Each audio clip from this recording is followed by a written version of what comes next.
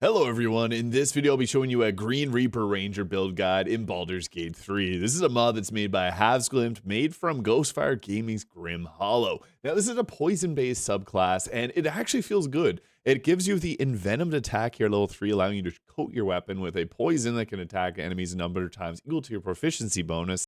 And we get many other abilities all the way up to level 20, and you can see the different toxin effects here. So I'll be taking you through the full build here from levels 1 through 12 and upwards to level 20 as well, although you don't have to go to level 20. Alright, so at level 1, our favorite enemy, you can get heavy armor proficiency right at the start of the game with the Ranger Knight. Also, the Bounty Hunter here can give you the target disadvantage on their saving throw against Ensnaring Strike. If you like using that, go ahead, but it does use your bonus action. I prefer Ranger Knight. Getting heavy armor at the start of the game is great. I also like to use Beast Tamer, and with this, in particular, the Raven, because they can blind the enemy, which gives us advantage on our attack rolls against them. You could also take Wasteland Wanderer Fire. I think that's a really good one to go with, because fire damage is pretty common in the early game, and actually throughout the entire game. And for our ability scores, since we want to use a bow, Dexterity is good to have high at 16 here, 14 Constitution, and 16 Wisdom. You can also put the 16 Wisdom into your Constitution as well, if you are not planning on using many of the Ranger abilities. Alternatively, you can use strength, but your bow attacks will use your bows or your dexterity, and strength's better if you use a strength potion. Use something like the Titan String Bow in the early Act 1. And at level 2 here, we get access to a couple more, or I guess our first two spells.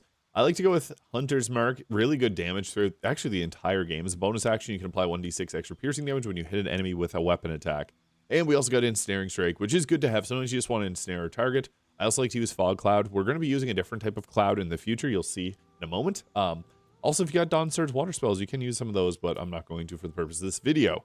I like to take the archery fighting style. Defense is good too for the +1 armor class, but archery is going to help us out a little bit later on if we want to take a specific feat. Now at level 3 here, we get to take our subclass with the Green Reaper here. Now, this gives us the first level toxins, which gives the attunating, befuddling, and unsteadiness toxins. And with the Toxic Tradecraft, this gives us expertise in the medicine skill. And when you hit a creature with an envenomed weapon, you can expend a spell slot to apply a magical toxin to that target. The target toxin deals 1d6 of poison damage, and the target is poisoned until the end of your next turn, in addition to the effects of the magical toxin. And then we also got the attack there, which is the bonus action uses our envenomed attack charges. And also, we get access to our choice in spell here. I like to take Long Strider for the movement speed, but Fog Cloud's great too. And this also gives us the Hail of Thorns spell as well. I'll be doing a future video on the Drake Warden here, so you can stay tuned for that. I'm really excited. I've been enjoying it a lot. Level 4 here, we are going to take our first feat. Ability score improvement on our dexterity, especially if you took it to 17 at the start of the game, use the Hag's Hair, you can get it at 20 here at level 4. Alert is always going to be a good one, especially on a ranger, because we can do a lot of debuffing on the enemy, and if we get to go first, it means that the enemy doesn't get to set up, and the Gloomstalker gets a nice bonus to their initiative. So just to kind of compare the two of these, I also again like the Spell Sniper here, and if you wanted to use Crossbow Expert, there can be a lot of fun there. Alert for the +5 to initiative though is my personal preference, just because even in honor mode it is very useful. At level 5 here, we get our extra attack, obviously a big power spike, but also second level toxins with debilitating, potent, and deteriorating toxins. Pretty sweet stuff. We also get Hold Person, amazing spell. Really good stuff to have that, because then whenever we land a Hold Person, and we can actually do this as a bonus action with a specific item, the Band of the Mystic Scoundrel, which you're going to get in Act 3. Whenever you do this, and if, let's say, you use an arrow of many targets, it critically hits on every single target if you're within 13 meters, and that's sharpshooter damage added on top of it. It can be pretty crazy, especially if you apply toxins. Now, one of the cool things actually about this subclass in particular, you get a Pass Without a Trace on any ranger, but what's also nice is this class gets greater invisibility. If you put greater invisibility and Pass Without a Trace on a character, they basically don't come out of stealth, and you can do a lot of like one-shotting bosses and stuff in this game. It's really silly. So it is probably the most powerful spell here. I also like Spike Growth for the crowd control, and I think it fits out kind of thematically with the poison theme, his nature poison.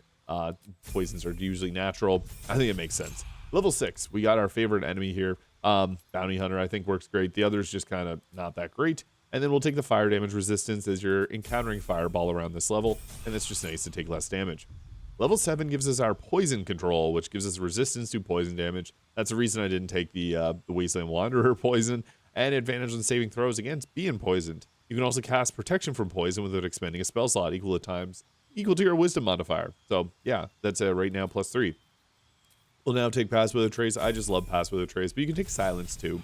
Pass Without a Trace is really good for the +10 to stealth checks. Difficult terrain will no longer slow us down at level 8, which is great. We will be moving around the battlefield a lot quicker. At this point, level 8, I like to just take the sharpshooter feed. This will make it so that we get plus 10 damage, but a -5 to our attack roll. We can turn this off if we're not likely to hit the enemy. It's your choice. I like to usually leave it on most times, unless there's a very not likely chance. And also, our range attacks do not receive penalties from high ground rules, so that is also really good. So we don't lose out on any negatives from that. Into level 9, we get our envenomed 3rd level toxins with our 3rd level spell slots. And we also get the Bestow Curse, which I just wouldn't use often. At level 3 spells as well, Plant Growth and Conjure Barrage are good. Conjure Barrage is nice because you can hit multiple enemies. If you have the Dawnstar's water spells, there's a lot of really fun ones here. Yeah, I like Plant Growth. Lightning Arrow has some utility. We're going to go with Conjure Barrage because we can do poison damage on multiple enemies with that, so I think that works well. Level 10, favorite enemy, really your choice here. None of these spells are super important. We'll take Sacred Flame, why not? And Cold Damage Resistance. Urban Tracker can be okay if you want to have the proficiency in Sleight of Hand, but I think Cold Damage Resistance is better. At level 11, we get the Variegated Vexations. Whenever you apply a toxin granted by your envenomed attack feature, you can choose to change the additional damage to acid or necrotic instead of poison. The other green bros. Additionally, you also get the expended use of your Venom Strike back on a short rest now, too. So, yeah, you can make it an acid or a necrotic. So, you get all the different green color damage types in the game. Pretty cool stuff. At level 11, we also get to take another spell. I really like Plant Growth. If you have a teammate using fire, don't take Plant Growth because it'll go away very fast. Otherwise, it's great because it'll slow the enemy down just easily without a concentration. So, you can even use Spike Growth in between them. I also don't mind taking Lightning Arrow sometimes. If there's water around, you can set up some pretty decent damage with that. I'm going to take Plant Growth, though. That's my personal preference. I just think it's nice for using it without a concentration. Level 12 is the final level. If you're not going to go to level 20, we get another feat. At this point, Dexterity increase, I think it's just best to help offset a bit of the sharpshooter there. And alternatively, if you like to use crossbows, Crossbow Expert lets you do this at close range, so arrows of many targets right in people's faces. It's actually pretty funny because, yeah, not getting disadvantage on your crossbow attacks is nice. It doesn't work on bows, though, just a heads up on that.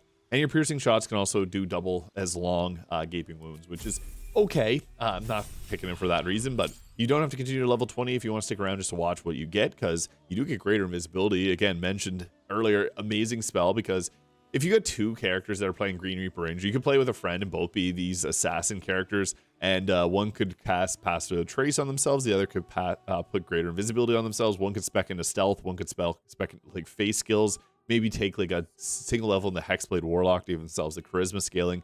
And you can do a really fun duos run, because with greater invisibility and Pass Without Trace, you can basically solo the game. But it needs two people to hold the concentration. So that's why I mentioned a duos run. Or if you want to play with yourself and Shadowheart, you can go right ahead with this. At level 13, we do get more spell choices here. If you do have any mods that add additional spells at higher levels, they'll appear here. I don't have any currently equipped, but there are some fun ones there with some other spells. I'm just going to take base game, Lightning Arrow. Your choices are, you can even use Mistress spells. I uninstalled it for this video, but whatever favorite enemy you want. Level 15, we already have protection from poison, so we'll take silence there. I guess it can be good to shut down mages. Level 16 feet. I'm actually going to take Savage or Crossbow Expert there. Just Lucky is another good choice, but Crossbow Expert if you want to use crossbows. This just opens up our option. At level 17, we get Cloud Kill. Now, what's great about Cloud Kill is if we have a cleric that has Hero's Feast makes your entire team immune to poison, which is weird because poison damage will still hurt your team. However, Cloud Kill counts as a condition that Hero's Feast will ignore. So it's actually kind of good because you can actually use this as a way to bait enemies in towards you and have your whole team hide in your Cloud Kill. Just have to have a Hero's Feast active for that to work. You can have someone at your camp casting on everyone even. But once you do that and use Cloud Kill, you can just have everyone use Command Approach into the Cloud Kill. And it's actually pretty funny because it does a good amount of poison damage per turn, 5d8. And we do get another spell here. There's really nothing left. I guess Cure Wounds, do a little healing if you need to. Level 18, you can replace a spell here. Protection from energy can be kind of nice sometimes in certain fights, like getting lightning resistance against Answer can be good. I'm going to max out my dexterity at this point here to get it up to 20. You could also go and increase your constitution or take the tough feat if we're going up to level 20. No special feature at level 20. And I'm using for this video the Courage of the Vengeful from Knights and Dames mod if you want to copy this appearance. Now, we kind of do a lot of different stuff, but I want to make sure that we have acid and necrotic damage on top of the poison damage. We have all three green colored damage types. So for helmets, I like the Helmet of Arcane Acuity because this class gets access to Hold Person. This is absolutely absurd for a ranger to get. And with the 2 feats that we select with Crossbow Expert and Sharpshooter, we can actually do insane amounts of damage. If you have an arrow of many targets and hit someone with critical hit at close range, it'll crit every single enemy that it also hits, which is absurd for putting out a lot of damage. We also can use things like the Haste Helm in the early game. Also, Humble Baldur at the end of the game is also pretty nice. You can use the Cloak Protection. The best would be the Deathstalker's Mantle if you're playing as Dirge. Obviously, really good here, turning invisible. Don't need to explain that one. Ballast Armor is going to be our best in-place armor. But the beautiful thing about this is armor persistence also works fantastic. Putting armor class at 24. If we want, we can use armor of agility for 26 AC beyond T in Act 2. In Act 1, we got the adamantine scale mail. We got lots of great options because we can wear whatever we feel like. So yeah, Dwarver and Splint Mail can be a pretty good one too. Putting armor class up to 23, I guess, with this current setup, and increasing our constitution by 2 as well. My personal preference is the Ballast Armor because it's going to give us the most overall damage with close range attacks with Crossbow Expert, and Hold Person just works together really well. Dark Justiciar Gauntlets gives us that extra necrotic damage. You could go with the Helldust Gloves too if you wanted to for a bit more spell save DC. Gloves of Balanced Hand can work really great too. There's also gloves for poison, but I don't think they were that good, so I don't have them right now. Evasive Shoes, best shoes in the slot there, but since we can apply conditions really easily, the Boots of Stormy Clamor are a great choice too, because then we can apply Reverberation, knocking the enemy prone, and it's pretty funny. Now, we want to use the Band of the Mystic Scoundrel. As mentioned, after a weapon attack, we can then do a bonus action Enchantment or Illusion spell, with Hold Person being the best spell there. If we could get command somehow, like taking a single level dip into the Cleric would be great, because you get command, and you don't change your spellcasting modifier off of Wisdom. But we don't have to really worry about that, because the Helmet of Arcane Acuity will cover for more than that. And then on top of this, we also got the Caustic Band for 2 acid damage. Again, green, because we have lots of different green with the acid and necrotic strikes as well. I'm using the Stillmaker right now for Hold Person. It's an upcasted version. This isn't the best weapon. Actually, there's a few particular weapons that work fantastic. So the Infernal Spear. On hit, the affected target deals additional 3 poison damage and can poison its target. So this just gives us guaranteed poison damage, which I think looks really cool too, because it's got that green appearance there. This is a weapon that you don't really use often in the game. Now, what's also funny is there's also the Infernal Mace. Now, one weird thing about this is there's a lot of maces that deal poison damage in the game. Of all the weapon types that have poison, maces have 3 different types. And there's not that many different weapons. There's like the Infernal Mace, the Infernal Mace. There's another mace that we'll get to, the Infernal Spear, which we just saw, and the Infernal Warhammer, and the Hellbeard Halberd. So yeah, the most type is obviously maces, weirdly enough. But my personal preference is the Handmaiden's Mace. So this one gives you a 3 poison damage, which is nice because it's guaranteed. This one gives you a 1d6, so it could be 1, it could be 6. But the beautiful thing about this one is it sets the strength to 18. This is great if you don't want to use a strength potion, but if you're using a strength potion, obviously you can get it up to 27 and then use the, if you didn't use Crossbow Expert, you can then use the Titan String Bow to make this really crazy.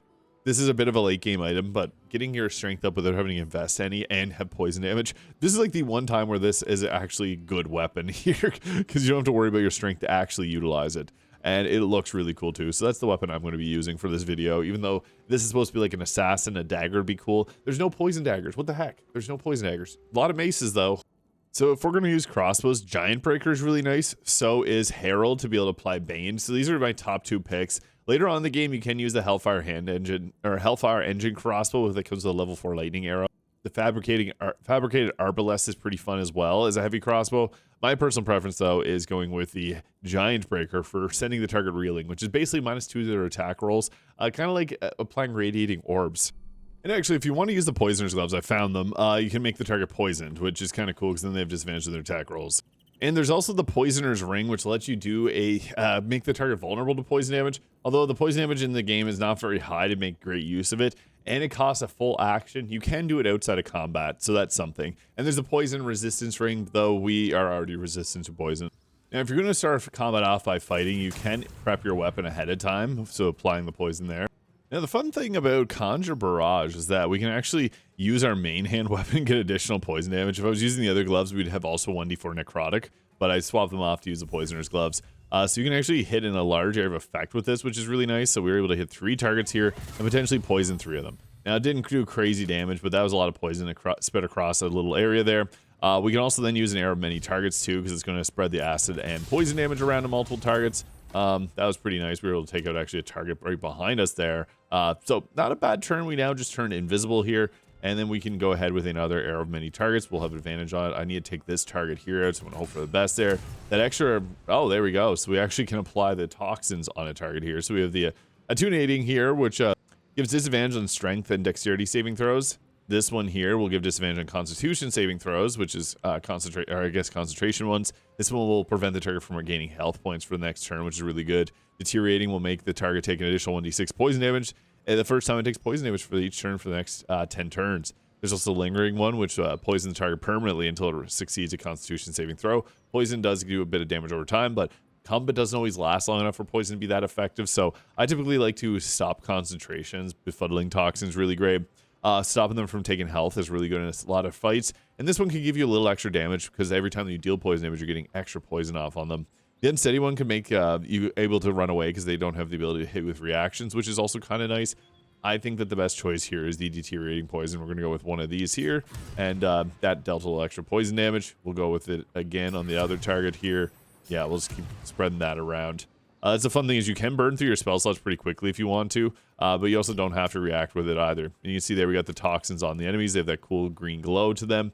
And now we can use our level 5 spell slot here. So we're able to target 4 targets with our hold person, which is really nice because that means 4 targets won't get to take their turn next turn. And then there's 4 targets that will help us set up some critical hits for everybody else. I guess we'll apply it all to the people that are poisoned there, the only ones that we got in range, and we landed all of them because we have a +10 to our arcane acuity for 27 spell save DC. Nobody's resisting that. Now, the nice thing is we have this target here who's getting hit with a poison. I'm going to eat this opportunity attack for a reason here. This is fine because we can then use our arrow many targets. It'll be an automatic hit and an automatic critical hit on every single target in that area. So that wiped out some of the enemies there we didn't have to worry too much about. I always like using these just to set up so this target doesn't hit me because I'm invisible, and then I run up here and get another arrow many targets off. So the ranger is good for that. Arrow many targets are really powerful, and sometimes you can get some pretty fun effects off because it's a guaranteed critical hit off every enemy there. So line of sight obviously hurts it. We weren't able to bounce it off and hit this target here, unfortunately. There's a couple targets hiding right behind there. But the beautiful thing is we took out all of our targets here, so then after this, we can then use hold person again, which is just crazy. So I want to get rid of these 2 targets. I can't run back there. We'll then apply our toxins again.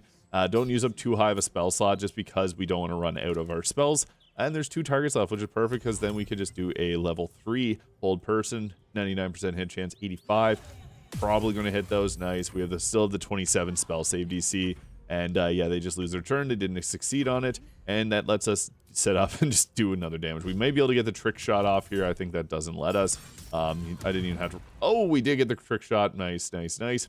And we applied reeling on them, poisoned them, and boom, there it is. So yeah, that's pretty much an assassin. The Green Reaper Ranger by Havsglimt. Incredible class, really fun. And if you like poison, that's actually really good because you can actually do some damage over time. I made it quick and took them out really fast using arrow many targets, but you can just apply poison onto multiple if you want. I guess arrow many targets really is good though because that gives you multiple attempts to apply your poisons and toxins on enemies. If you enjoyed this video, please hit the subscribe button below. Hope you have a great day, and we'll catch you all in the next video.